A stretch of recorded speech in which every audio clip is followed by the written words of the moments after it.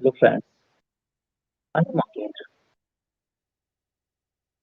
Friends, today is very important to note that the relationship that is, you know, uh,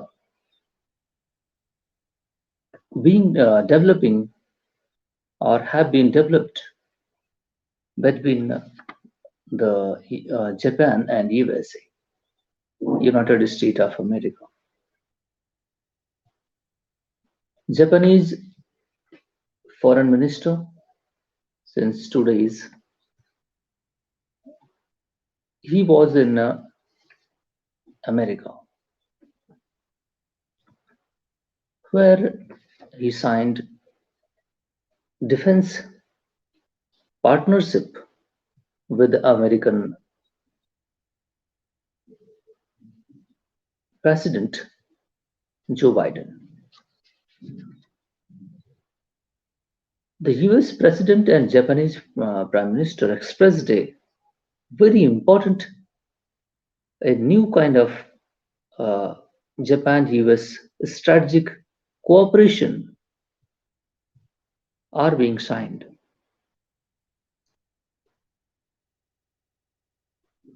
Both the premiers expressed that it is a new era, you know, new era in their relationship.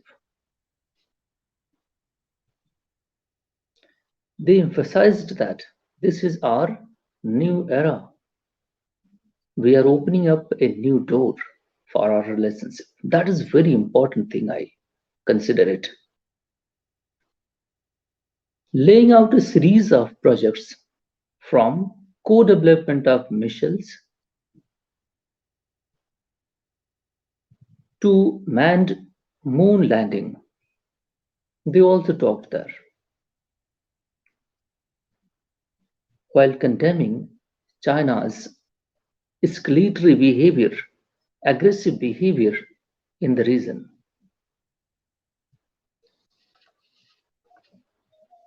Both premiers said their aim was to build a global security partnership. Global security partnership. They are being built. They are building it. Global security partnership. The very same words the Mr. Biden is raising consistently when he is talking about in with India's relationship, as well as Quad relationship, as well as G7. A very same concept. American uh, governance system is saying that they want a global security partnership. And he also stressed that fit for purpose. This word is very key. Fit for purpose. What is the purpose? Purpose is to protect the American interest, to create northern hemisphere global north hegemony in the word governance system, and exploit the weakness of global south countries.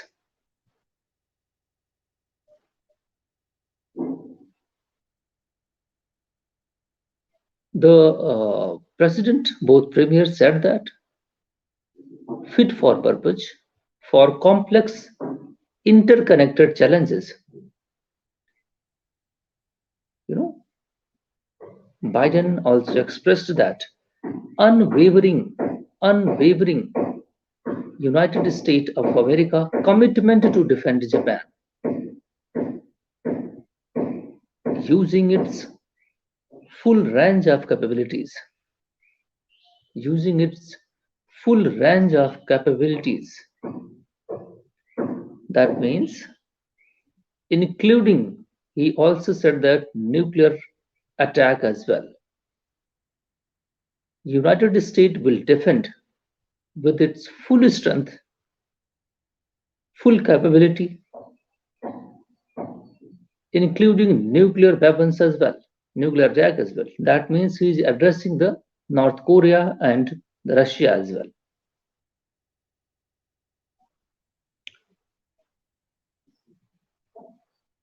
Planned upgradation of their military command and control frameworks would enable greater interoperability and planning in peaceful and during peaceful time and during conflicts. Upgrading defense communications networks and to network air defense capabilities between the United States of America, Australia, and Japan to counter air and missile attacks threats. So these are the fundamentals which they talked there. The official version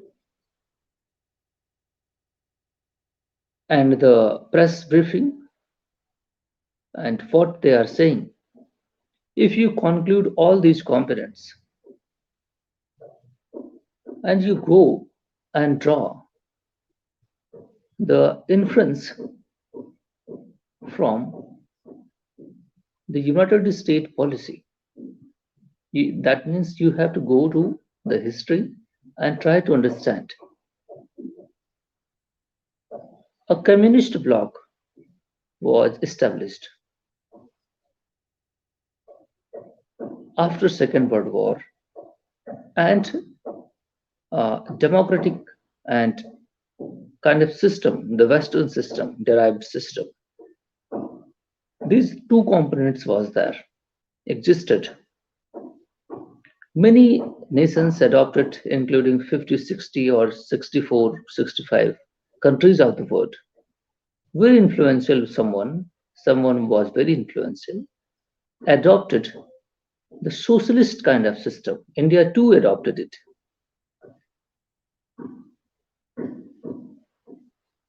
Socialist and communism, communist party system. India too adopted some sort of things. But India was a mixed kind of system, a democratic system, capitalistic system, and the socialist system, communalism system. Both was this, in India's mixed kind of fabric. That's why we call it India as a mixed economy. That means the state as well as the private sector both works parallelly. But right now, India is moving in different direction. These two basic ideologies, which after World War II started, that was communalism erupted from the revolution in Russia after 1917, Russian Revolution, and many kind of history has been written. If you want to, you can get it. But these two systems actually made the fabric of global governance. And the United States of America invested in a democratic capitalistic system. And right now, he is also, enforcing this democratic kind of system, a free society. They also proclaimed that human rights, if you want to see it, always United States and their allies is claiming that they are the democratic, completely free society and this and that, and everybody must have to obey their directions. India too have to obey their directions. They are claiming that India is a electoral democracy, no freedom, minorities being suppressed, freedom of speech in being curtailed, many other things they are blaming to India as well. Many indexes is being published Democratic Index A, Freedom Index A, Freedom Press Freedom Index A, ये वो Hunger Index, many kind of indexes being published to enforce the United States vision, a democratic kind of free society in which the capitalism must have to govern the system. Capitalism have some consequences can be discussed. Concept was derived and enforced by the Western nations. So the Russian nations, Russian ideology and socialist system is being suppressed. Many countries is being suppressed. Ideologically, they have been suppressed. Economically, they have been suppressed by these Western powers. And Russia too have felt that. Russia is broken. Soviet Union is broken. Many components, many parts, and became many countries afterwards. Of 90s, a Cold War kind of ideological war. They fought with the Soviet Union, the Western countries. So they wanted a kind of democratic free society system, and that too led by the United States and its Western allies. So those countries who is not following the democratic kind of system which they claim that they must have to follow, and following the communist ideology, communist kind of system, is anti-America. That's why there is in a single word, there is two kind of ideology is still continuing, are being continued. China is erupted as a communist party, Maoist, Leninist and Maoist kind of communism. China, adopted, and China is also equating with their Western counterparts, United States, and right now they are at the economic war stage and kind of something stages. They are fighting a ideological and a kind of without weapon. They are fighting each other ideologically. So that's why the United States is fielding. It very recently in 2021 launched a global, democratic summit, democracy summit. The United States launched, and 100 plus countries participating into it because they are ideologically and their population is ideologically being divided. Through this particular summit, democratic summit, the societies is being divided, and these are very ideological terms. You don't understand.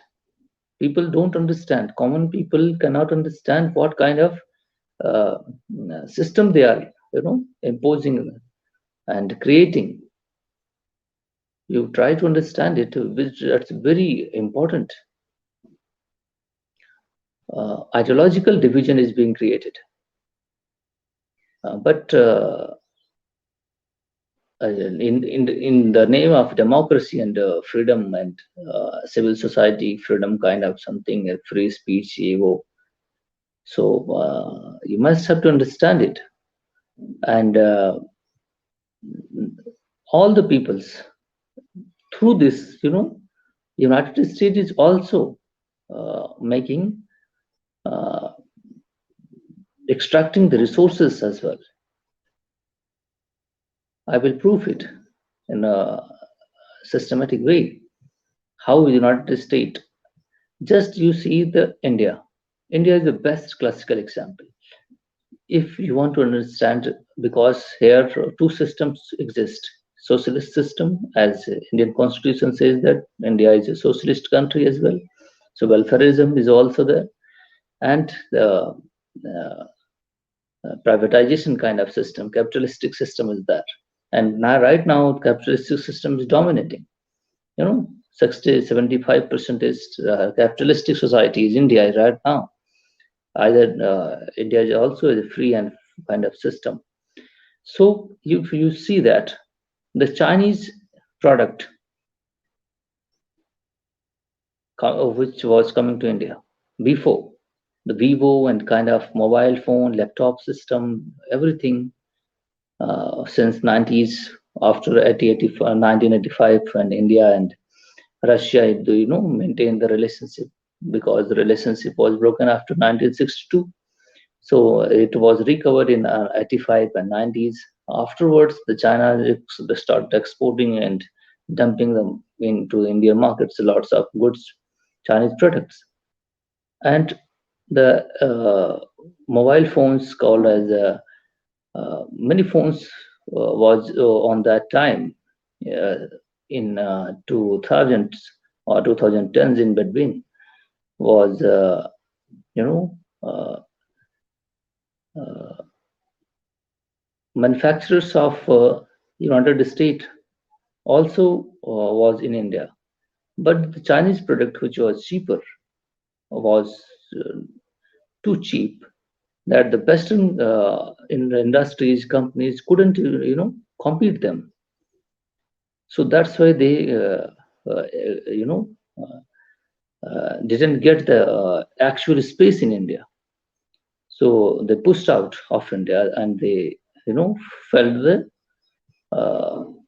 they felt competitiveness with Indian market, because the Chinese goods was very cheaper on that time. So what happened? So right now you understand it. Many countries uh, like Japan, Korea, and uh, Korean companies and United States companies too. Right now, Apple kind of a store is being opened in India, and Chinese product is being systematically being driven out through order, through the protectionism kind of system is being quota and kind of taxes duties are being imposed, so that the maximum prevention can be on the Chinese imports. And the Western powers want to get the Indian market. So systematically, they fire a bullet called democracy, and so they change the behavior of the Indian population through the democratic and freedom kind of system. Because this democratic governance system, global system summit, actually polarized the world on the fabric of democracy and the communism. The China is not getting the actual fare of market, but Chinese entirely cannot be cut off. Chinese market is everywhere in the world, but the distinction that is being created, division that is being created into this two kind of system, because United States have invested since the 50 plus years into it.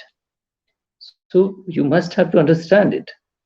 What kind of system, what kind of things they are making, they are doing it, and the systematic, the ideology they followed since then, they are now getting their fruits as well. So the relationship, that is this kind of system, and arms and ammunitions and missiles technology and everything, they are integrating with G7 countries, and G7 countries is actually the ruling the world. If you try to understand it, I will prove it how G7 countries is ruling the world.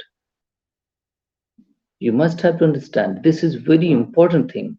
I will wrote a essay about that, how G7 countries are ruling the world. One day I was thinking about the importance of G7 and how they have captured the global governance model. I thought that this is very important to understand it, because the governance model, AI model, you know, that is coming into play, and semiconductor technology, advanced semiconductor technology, that is about to come, is being managed by G7 countries. So they will manage in future the global governance as well. If China is any how got managed by many countries making together and excuse the China's force, they are fielding rightly, you know, placing the fielders in the field. United States is placing the fielder into the field, and they will ball it, you know, to China, and China will, face it. But China have some clever strategies as well. But China have less friend. So let's see which way the world will go. But the fielding, the relationship Japan and US is very important. That's why I made this video. So thank you very much.